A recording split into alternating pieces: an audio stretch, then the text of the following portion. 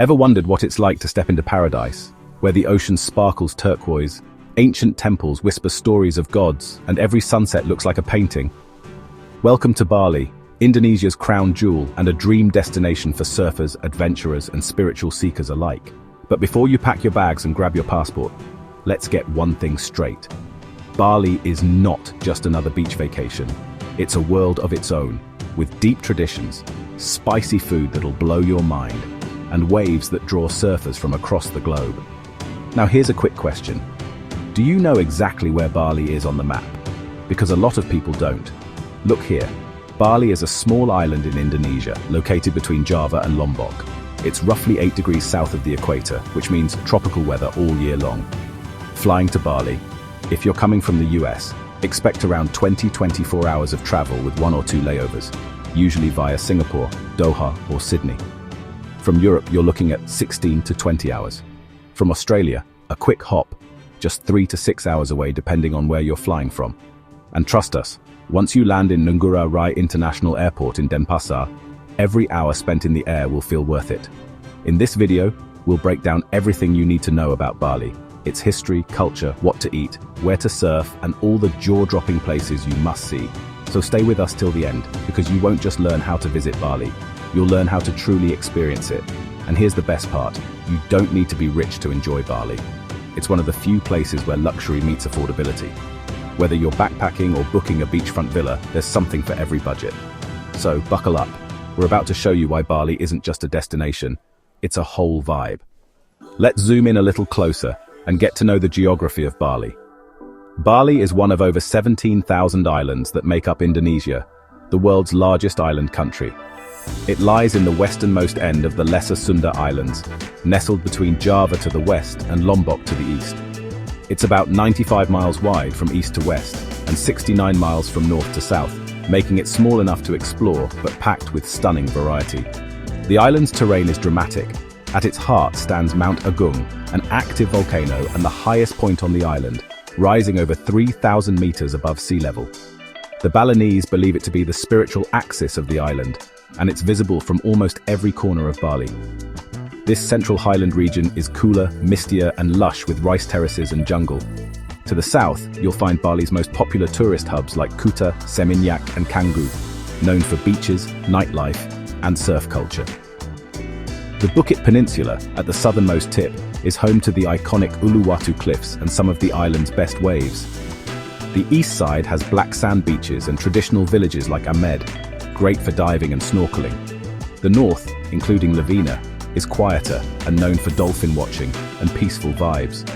And in the west, you'll find West Bali National Park, a hidden gem for nature lovers and adventurers.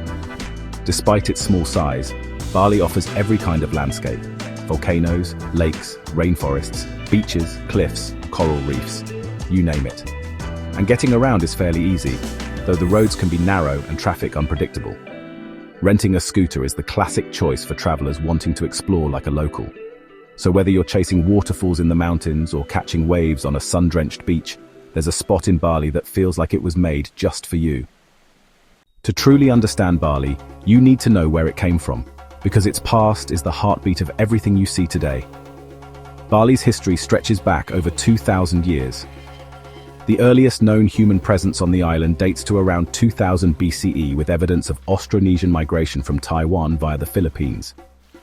These early settlers brought with them rice farming and animal domestication, laying the foundation for the deeply agrarian society Bali would become. By the 1st century AD, Bali was already influenced by Indian culture, evident in Sanskrit inscriptions and Hindu-Buddhist beliefs that began to shape Balinese identity. For centuries, the island was part of powerful Javanese Hindu-Buddhist kingdoms, most notably the Majapahit Empire in the 14th century. As Majapahit influence waned, many nobles and artists fled to Bali, bringing with them high culture, music, dance, literature that still thrives today. When Islam spread across Java in the 15th and 16th centuries, Bali remained a Hindu stronghold. This is why Bali is still predominantly Hindu today, even though the rest of Indonesia is mostly Muslim. Temples from this era, like Pura Besaki, the island's largest and holiest temple, are testaments to this continuity. Colonialism arrived in the 1800s when the Dutch expanded their control over the Indonesian archipelago. The Balinese fiercely resisted, but by 1908 the Dutch had subdued the island, marking the end of the last Balinese kingdom. Still, the spirit of Bali endured. During World War II, Bali was occupied by the Japanese, then returned to Dutch control until Indonesia declared independence in 1945. Bali officially became part of Indonesia in 1950. In the 1960s and 70s, the world discovered Bali. Artists, backpackers, and surfers flooded the island. Tourism boomed, and while it brought prosperity, it also introduced challenges like overdevelopment and environmental stress. Yet, through it all, the island's cultural core stayed strong. If you're exploring Bali with a historical lens, don't miss ancient temples like Goa Gajah, the Elephant Cave, with carvings that date back to the 11th century. Or Taman Ayun in Mengwi, a UNESCO World Heritage Site with a multi-tiered temple complex surrounded by moats. What's fascinating is how Balinese society continues to preserve its history, not through textbooks, but through rituals and the arts. Dance dramas like the Barong and Legong aren't just performances, they're storytelling traditions that reflect Bali's mythological past. Even daily offerings, called Kanang Sari, seen on sidewalks and shrines, are part of a spiritual continuity stretching back generations. Bali's royal lineages still exist too. In Ubud and Gianyar, you might even attend a festival or ceremony hosted by a local prince.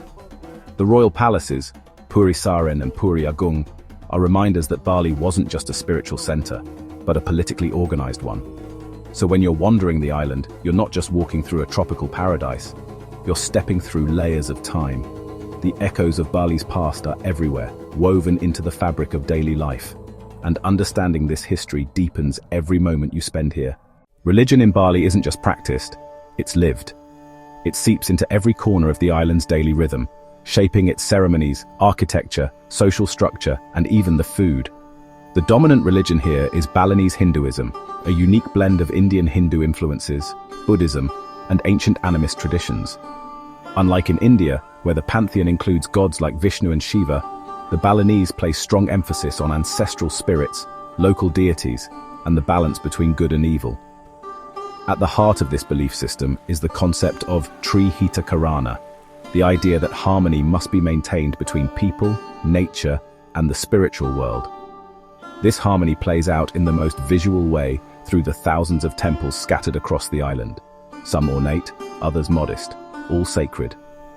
Every village in Bali is required to have at least 3 temples, one for Brahma, the creator, Vishnu, the preserver, and Shiva, the destroyer.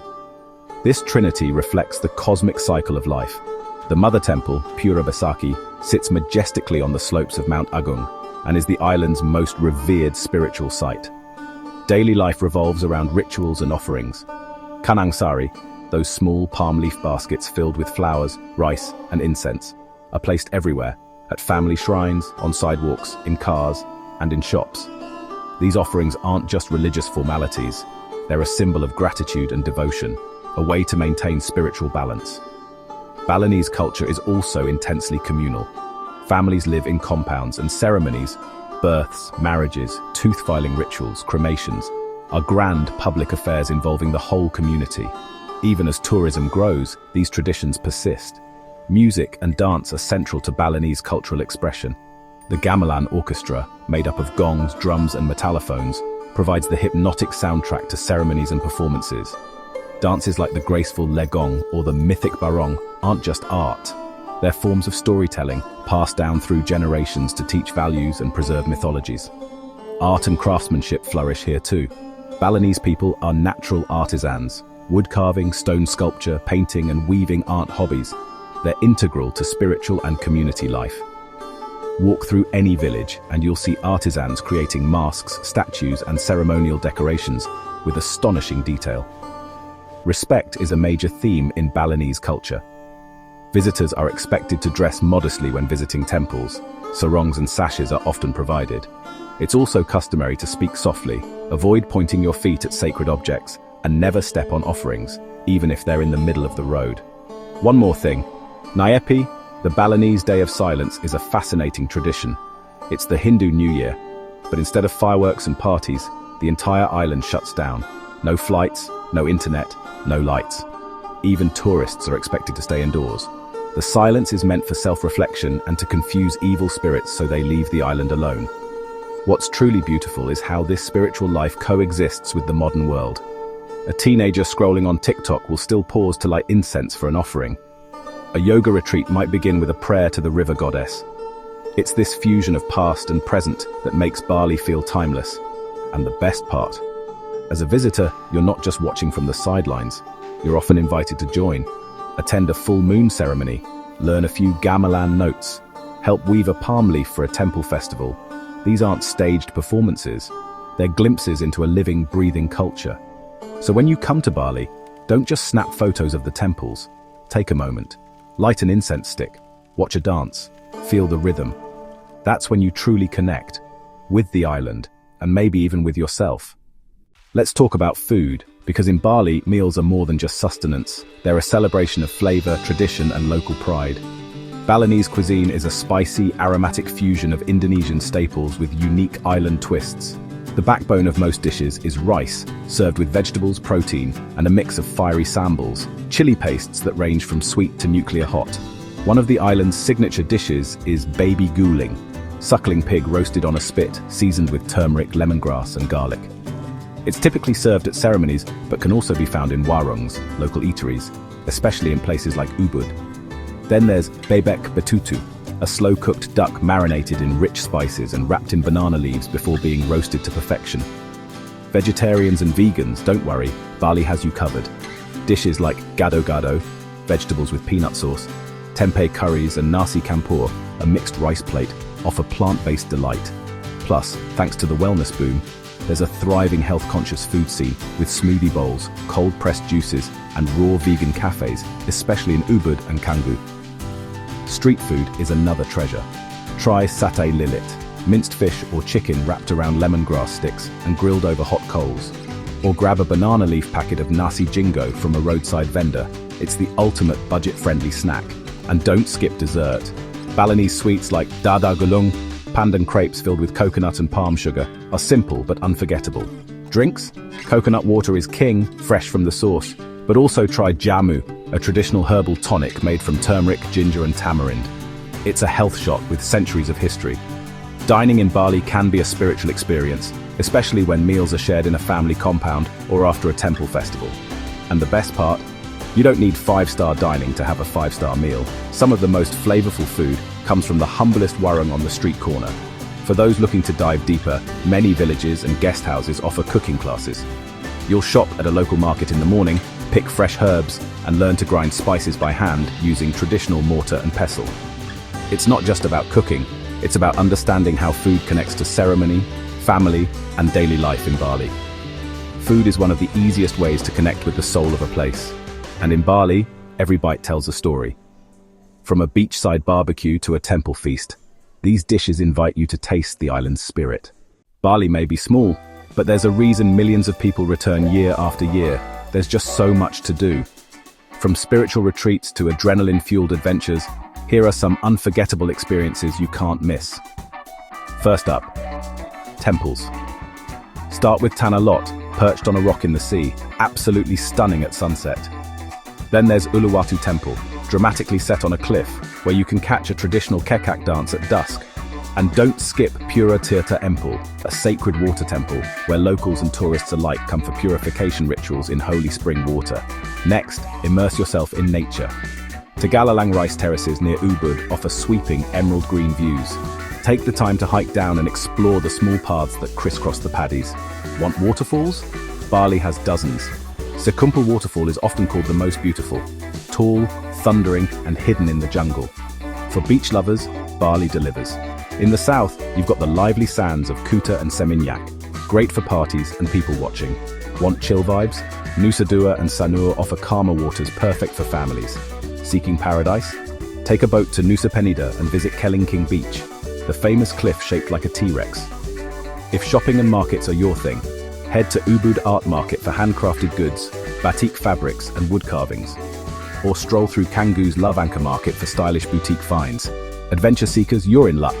Try whitewater rafting on the Ayung River, ATV tours through jungle tracks, or hiking Mount Batur at sunrise, where you'll watch the sun rise above the clouds with views stretching all the way to Lombok. Animal lovers? Check out the sacred monkey forest in Ubud, where long-tailed macaques roam freely, or head to Mason Elephant Park, a sanctuary where you can ethically interact with rescued elephants. Wellness is another reason people flock to Bali. Ubud is the center of yoga and holistic healing, with world-class retreats like the Yoga Barn and Radiantly Alive. Treat yourself to a traditional Balinese massage or sound healing session to truly unwind. Food tours, cycling through villages, snorkeling in Amed, surfing in Canggu, diving into Lamben, the list just keeps going. And if you're lucky, you might even catch a local festival, where the streets come alive with music, costumes, and ritual. If you're traveling with kids, Bali is a family-friendly destination too. Spots like Waterbomb Bali in Kuta offer world-class water slides, while Bali Safari and Marine Park is a fun day out with animal encounters and live shows. Even many villas and resorts offer kids clubs and family pools. For those who enjoy art and culture, consider a stop at the Necker Art Museum or Armor Museum in Ubud to view traditional and contemporary Balinese art. You'll get a deeper appreciation of how creativity and spirituality intertwine here. Craving some ocean escapism? Charter a boat for a sunset cruise around Jimbaran Bay, or explore the surrounding islands, Nusa Lembongan and Nusa Ceningan, known for their laid-back charm and underwater beauty. Don't forget your snorkel gear. Vibrant coral reefs and manta rays await. And let's not forget nightlife. Seminyak and Canggu come alive after dark with beach clubs, rooftop lounges, and fire dance shows. Check out Potato Head Beach Club or La Brisa for sunset drinks and island beats. Whatever your interest, culture, nature, relaxation, or thrill, Bali offers experiences that feel both enriching and unforgettable. Every day is a chance to explore a new corner, meet someone new, and fall deeper in love with this magical island. If surfing is your thing, or even if it's not yet, Bali is a surfer's dream. With year-round swell, warm waters, and breaks for all levels, it's no wonder the island has become a global surf mecca. Let's start with the crown jewel, Uluwatu. Located on the Bukit Peninsula, it's home to one of the most iconic left-hand reef breaks in the world. Uluwatu is best suited for intermediate to advanced surfers due to its powerful waves and sharp reef. But even if you're just watching from the cliffs, the scene is electric, especially at sunset. Nearby is Padang Padang, often called the Balinese pipeline. When the swell's big, it delivers fast, hollow barrels that'll test even the most experienced surfers. But just around the corner is Padang Padang Rights, a gentler wave, perfect for beginners on smaller days. Canggu on Bali's southwest coast is the trendiest surf town on the island. You'll find multiple breaks here, Old Man's, Batu Bolong, and Echo Beach, that suit a wide range of skill levels. Plus, the town is buzzing with cafes, surf shops, and a young, vibrant crowd. Kuta Beach is where many first learn to surf. The sandy bottom, mellow white water, and consistent small waves make it ideal for beginners. You'll find countless surf schools offering rentals and lessons right on the beach. For more secluded vibes, check out Medewi on the west coast. It's home to one of the longest left-hand point breaks in Bali, great for longboarders and those looking to escape the crowds. Or head up north to Balian Beach, where mellow reef waves roll in under misty cliffs. The dry season, from April to October, is considered the best time for surfing on the west and south coasts.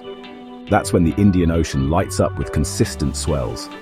In the wet season, from November to March, surf shifts to the east coast, with spots like Nusa Dua, Keramas and Sanur firing up. Don't worry if you're new.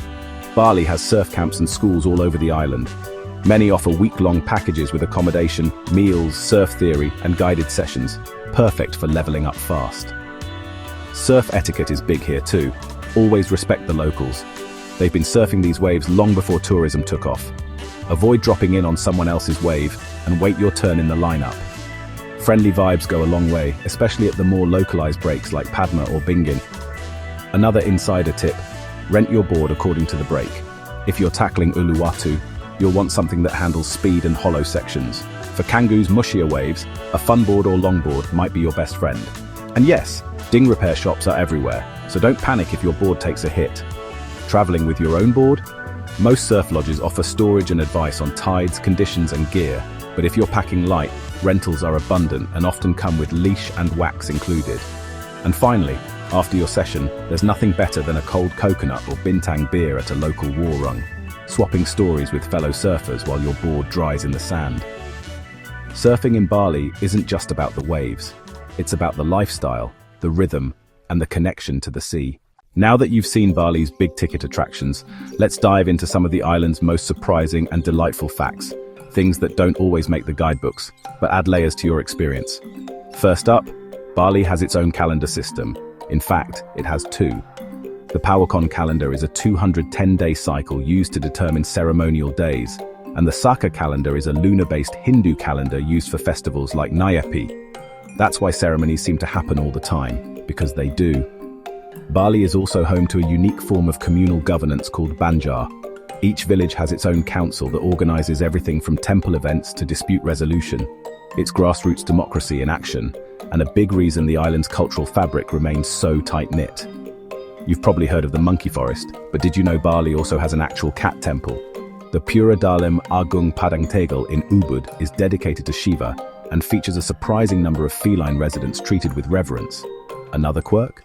The Balinese naming system. Most people are named based on birth order. The firstborn is often called Wayan, the second maid, the third Nyoman, and the fourth Ketut. If there's a fifth, the cycle starts again. And here's something wild. Bali doesn't really have street addresses. Directions are often given using landmarks. So if you ask for directions, expect to hear something like, "Turn left after the warung with the blue rooster." Even the dogs in Bali are unique. The Bali dog is a native breed with deep genetic roots. You'll see them everywhere, some stray, some owned, but they're part of the landscape. Even something as ordinary as a morning walk can reveal a new story, a hidden shrine, or a smile that makes your day. These little details make Bali endlessly fascinating. It's not just what you see, it's how the island lives, breathes, and surprises you every single day.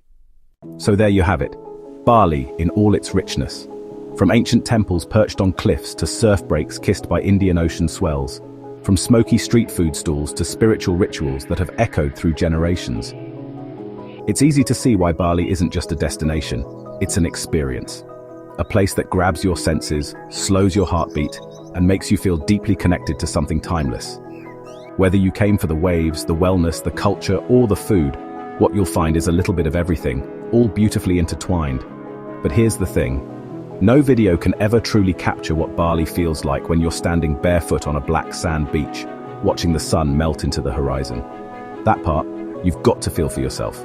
So if you're planning your first trip or your fifth, go beyond the Instagram spots. Talk to the locals. Try the weird-looking snacks. Sit quietly in a temple. Let the island reveal itself slowly. And when you come back, because you will come back, you'll find that Bali still has more to show you. If you found this guide helpful, do us a favor. Like this video, subscribe to the channel, and hit the bell so you never miss a travel deep dive like this. Share it with a friend who's dreaming of Bali, or maybe someone who needs a little convincing. Drop a comment below with your favorite Bali memory, or the one thing you're most excited to try. We'd love to hear from you. Thanks for watching, and wherever your journey takes you next, may it be as unforgettable as Bali.